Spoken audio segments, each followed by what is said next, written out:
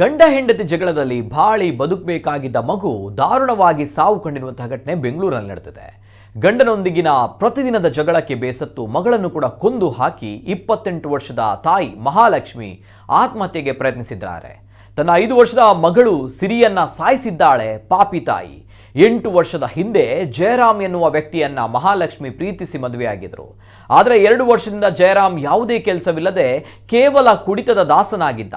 ಕೆಲಸಕ್ಕೆ ಹೋಗದೆ ಮನೆಯಲ್ಲಿ ಪತಿ ಜಯರಾಮ್ ಮನೆಯಲ್ಲೇ ಇರ್ತಾ ಇದ್ದ. ಇದರಿಂದಾಗಿ ಮನೆಯಲ್ಲಿ ಆಗಾಗ ಗಂಡ ಹೆಂಡತಿ ನಡುವೆ ಜಗಳವಾಗ್ತಾ ಇತ್ತು. ಬುಧವಾರ ಇಬ್ಬರ ನಡುವೆ ಜಗಳ ತಾರಕಕ್ಕೆ ಏರಿದ್ದು ರೂಮ್ಗೆ ಹೋಗಿ ಮಹಾಲಕ್ಷ್ಮಿ ಬಾಗಿಲು ಹಾಕಿಕೊಂಡಿದ್ಲು. ಸಿಟ್ಟಿನಿಂದ ಮಗುವಿನ ಕತ್ತು ಹಿಸುಕಿ ಕೊಂದು ತಾನು ನೇಣು ಬಿಗಿದುಕೊಂಡು ಆತ್ಮಹತ್ಯೆ ಮಾಡಿಕೊಳ್ಳಲು ಮುಂದಾಗಿದ್ದಾಳೆ. ಮಹಾಲಕ್ಷ್ಮಿ ಆತ್ಮಹತ್ಯೆಗೆ ಮುಂದಾಗ್ತಾ ಇದ್ದಂತೆ ಮನೆಯವರು ಡೋರ್ ಒಡೆದು ಒಳಹೊಕ್ಕಿದ್ದಾರೆ.